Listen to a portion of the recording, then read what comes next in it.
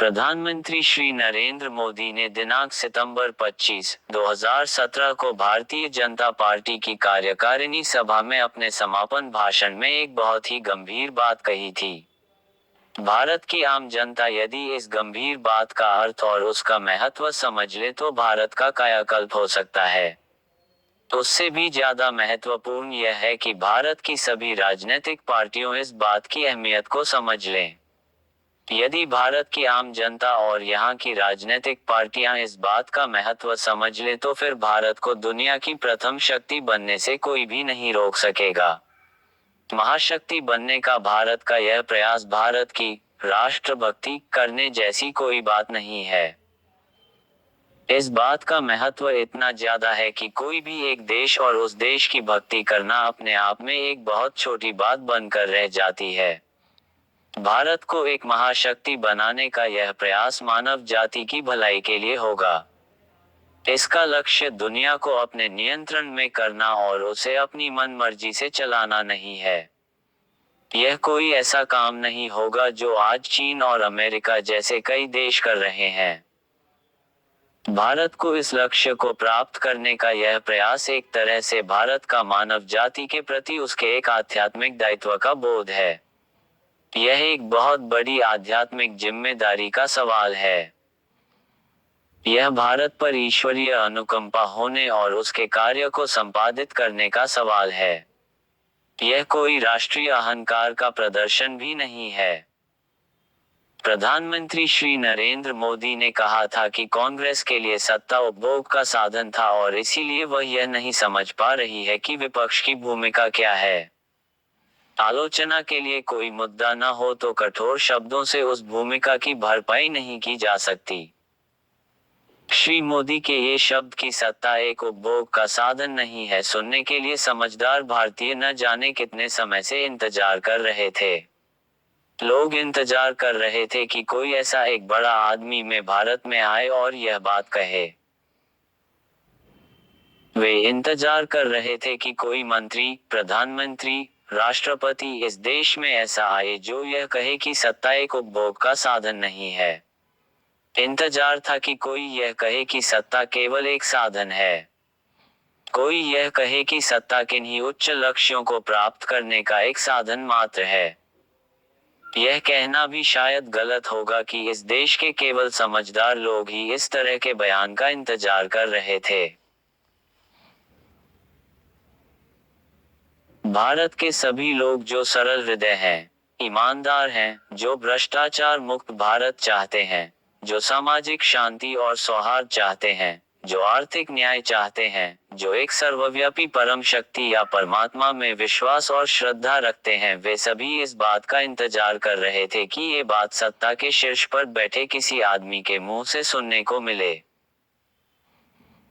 वे इंतजार कर रहे थे कि इस देश का नेतृत्व कभी तो यह समझे और स्वीकार करे कि सत्ता उपभोग का जरिया मात्र नहीं है।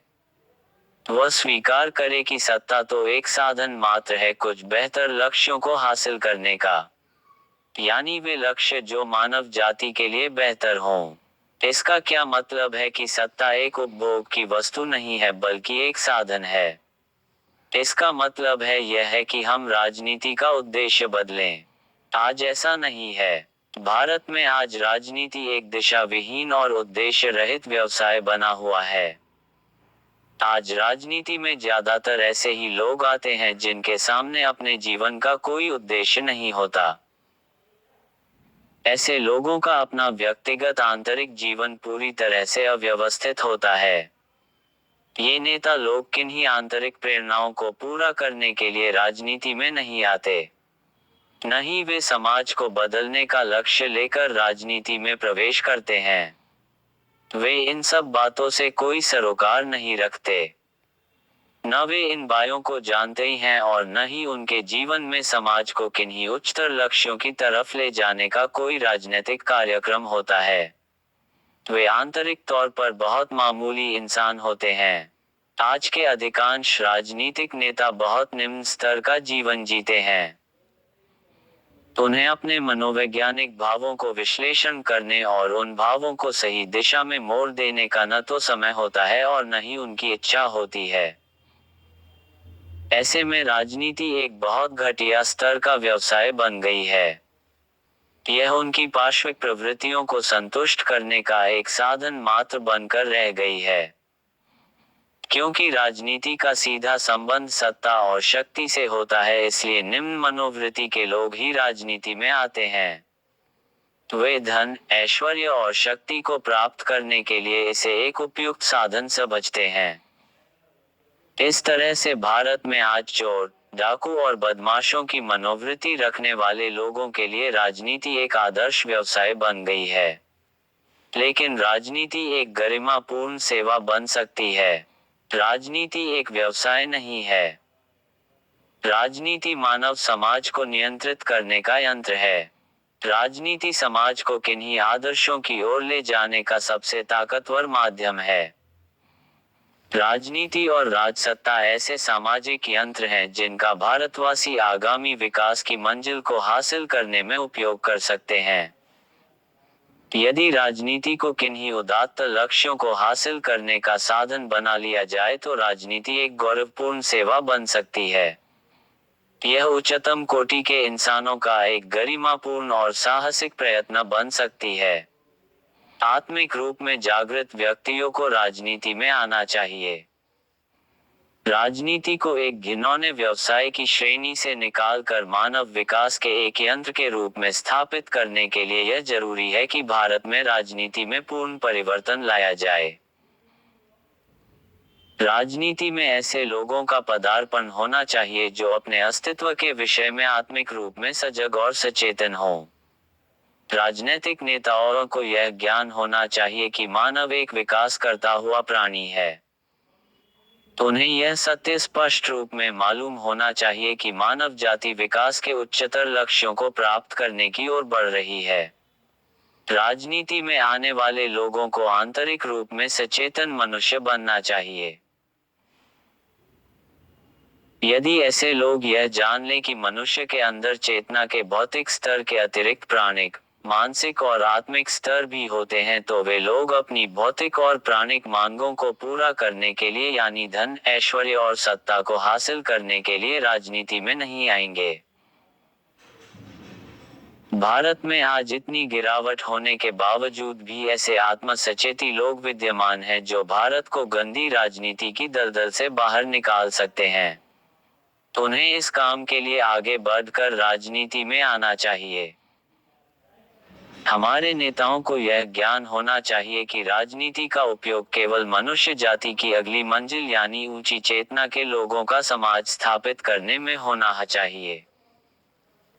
पृथ्वी पर जीवन के उद्भव और उसके बाद कीड़े मकोड़ों से लेकर पशुओं तक और पशुओं से लेकर इंसानों तक की विकास यात्रा एक बहुत ही मनोरम गाथा है। यह जीवन की एक कुछ यात्रा के समान है। जीवन का विकास इंसान पर पहुंचकर रुक नहीं गया है। यह विकास आगे भी जारी रहेगा। जिस तरह से इंसान के पास एक तार्किक बुद्धि है जो कि पशु के पास नहीं है, उसी तरह से मानव से अगली जाति के पास एक ऐसी बेहतर क्षमता होगी जो इंसान के पास नहीं है। तो उस क्षमता को अभी कोई नाम देना व्यर्थ है। अधिकांश लोग उस क्षमता के बारे में अभी कल्पना नहीं कर सकते। ऐसा नहीं है कि अभी तक वह क्षमता किसी इंसान ने हासिल न की हो।